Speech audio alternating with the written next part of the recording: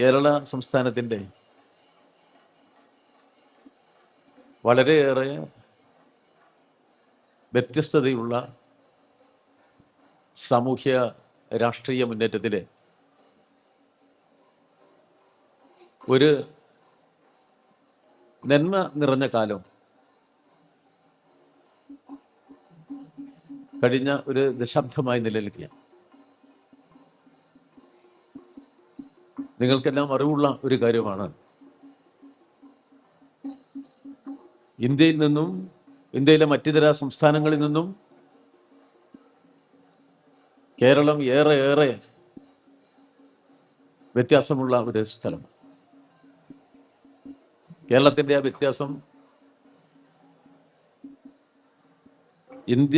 സ്വാതന്ത്ര്യാനന്തര ഇന്ത്യയിലെ മറ്റൊരു സംസ്ഥാനവും നേടിയെടുക്കാത്ത വിപുലമായ സാമൂഹ്യ മുന്നേറ്റം കേരളത്തിനുണ്ട് എന്നുള്ളതാണ്.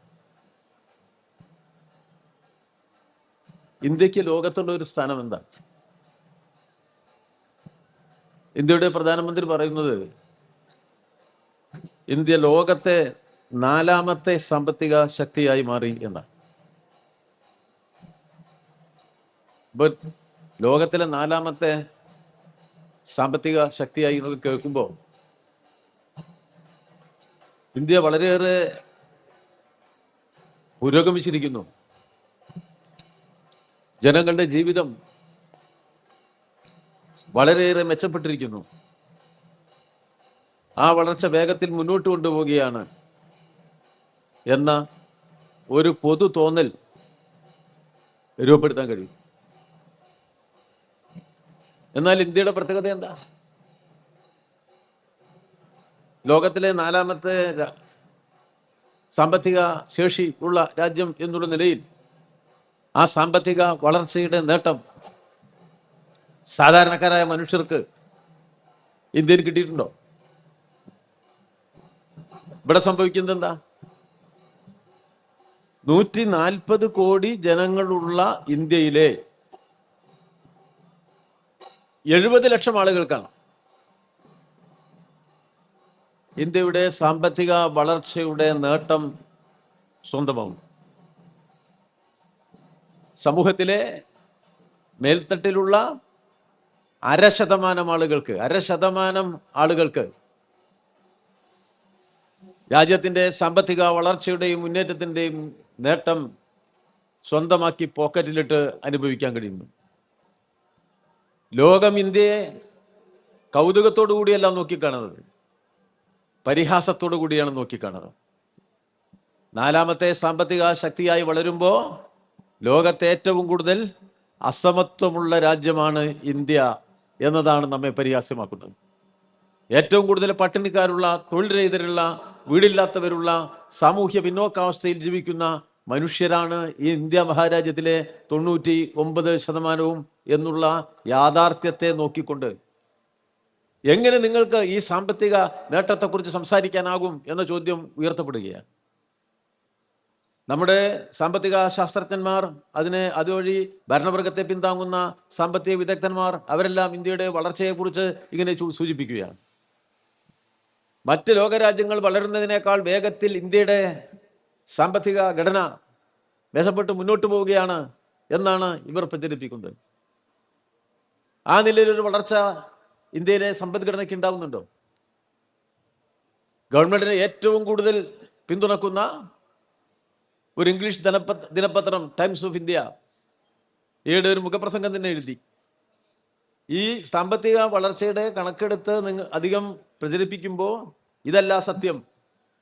ഇന്ത്യക്ക് ഈ സാമ്പത്തിക വളർച്ചയുടെ നേട്ടങ്ങൾ അതിസാധാരണക്കാരനായ മനുഷ്യന് ലഭ്യമാകണമെങ്കിൽ ഇപ്പോൾ നമ്മളുള്ള 6% വളർച്ചാ നിരക്ക് അതിൻ്റെ നേരെ ഇരട്ടിയായ 12% രേഖപ്പെടുത്തുമ്പോൾ മാത്രമാണ് അതിസാധാരണക്കാരനായ മനുഷ്യന്റെ ജീവിതത്തിലേക്ക് നാടിൻ്റെ സാമ്പത്തിക വളർച്ചയുടെ ഗുണാംശങ്ങൾ അല്പമെങ്കിലും ചെന്നെത്തുക എന്ന് ഓർമ്മിപ്പിക്കുകയാണ് ടൈംസ് ഓഫ് ഇന്ത്യ അതിൻ്റെ മുഖപ്രസംഗത്തിൽ ചെയ്തത്.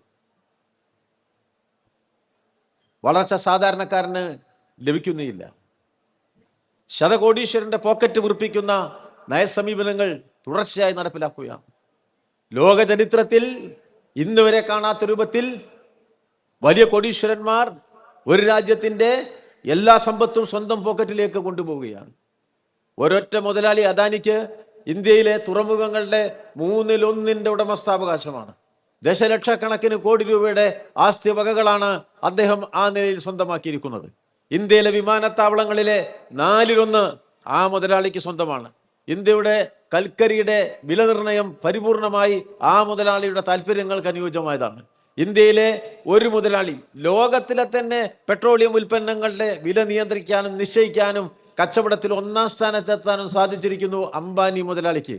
രാജ്യത്തിൻ്റെ മണ്ണിനടിയിൽ കിടക്കുന്ന ധാതു ലവണങ്ങളുടെ ഉടമസ്ഥാവകാശം ശതകോടീശ്വരന്മാർക്ക് അത് കുത്തിയെടുത്ത് വിറ്റഴിച്ച് ഇഷ്ടം പോലെ കൊള്ളയടിക്കാൻ സൗകര്യം ചെയ്തു കൊടുക്കുകയാണ്. രാജ്യം അനേക ദശലക്ഷം കോടി നിക്ഷേപിച്ച് രൂപപ്പെടുത്തിയെടുത്ത നമ്മുടെ രാജ്യത്തിൻ്റെ പൊതുമേഖലാ സമ്പത്തിനെ ആകെ ഈ മുതലാളിമാരുടെ സൗകര്യാനുസൃതം അവരുടെ പോക്കറ്റിലേക്ക് കൊള്ളയടിച്ചു കൊണ്ടുപോകാൻ എല്ലാ വാതിലുകളും തുറന്നു കൊടുത്തുകൊണ്ടുള്ള രാജ്യഭരണം സംഘപരിവാറിൻ്റെ BJPയുടെ നേതൃത്വത്തിൽ കഴിഞ്ഞ ഒരു ദശാബ്ദത്തിലേറെയായിട്ട് ഇന്ത്യയിൽ നടക്കുകയാണ്.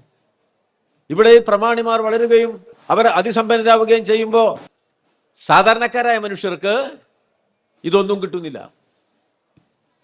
അപ്പൊ ദാരിദ്ര്യം വർദ്ധിക്കുന്ന ഒരു ഇന്ത്യയിൽ, സാമൂഹ്യ അസന്തുലിതാവസ്ഥ വർദ്ധിക്കുന്ന ഒരു ഇന്ത്യയിൽ ചെറുപ്പക്കാർക്ക് ലോകത്തെ ഏറ്റവും കൂടുതൽ അധ്വാന ശേഷിയുള്ള ചെറുപ്പക്കാരുള്ള ഇന്ത്യയിൽ ആ ചെറുപ്പക്കാരൻ്റെ തൊഴിൽ സാധ്യതകളൊന്നും തുറന്നു വെക്കപ്പെടുന്നില്ല എന്ന അവസ്ഥയിൽ